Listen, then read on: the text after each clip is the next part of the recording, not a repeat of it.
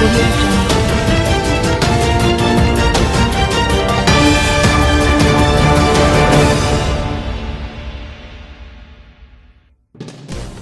नमस्कार दर्शक बंधु आपण देखुछन्ती दिव्य ओडिया न्यूज।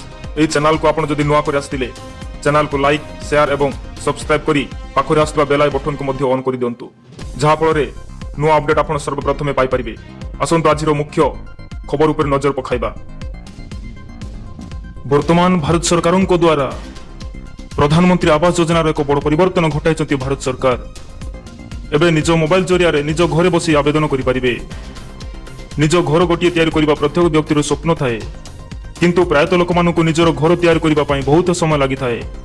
अन्य पक्षरे देश में एबे भी अनेक लोक अछंती जो माने आर्थिक दृष्टि दुर्बल अछंती एवं निजर घर तैयारी करि पारु नाहंती। एपरि लोकंकु निजस्व घर पाइबार स्वप्न को पूरण करबा पई एवं सेमानकु आर्थिक सहायता जगाई देबा पई भारत सरकार को द्वारा प्रधानमंत्री आवास योजना परिचालित करा जायछि। वर्तमान एही योजना रे एक बड़ परिवर्तन करा जायछि जे एक मोबाइल ऐप द्वारा आवास योजना आवेदन करि परिबे। ए पर्यंत प्रधानमंत्री आवास योजना पई आवेदन केवल ऑफलाइन माध्यम रे करा जाउथिला, किंतु वर्तमान नूतन मोबाइल ऐप लॉन्च हेबा परे लोक माने एही योजना पाइबा पई ऑनलाइन माध्यम रे आवेदन करि परिबे। केंद्र सरकार को द्वारा लॉन्च करा जायथिबा मोबाइल ऐप रो नाम हेउछि आवास प्लस 2024। एही ऐप व्यवहार करी आपण एबे प्रधानमंत्री आवास योजना अधीन रे आपणको घर पई सहजरे आवेदन करि परिबे।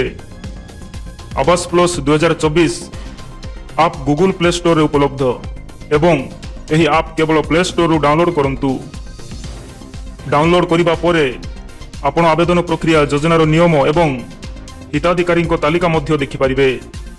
आवेदन सहित जड़ित आवश्यक सूचना एवं डॉक्यूमेंट गुड़िक आप रे दाखल करने को पड़िबो।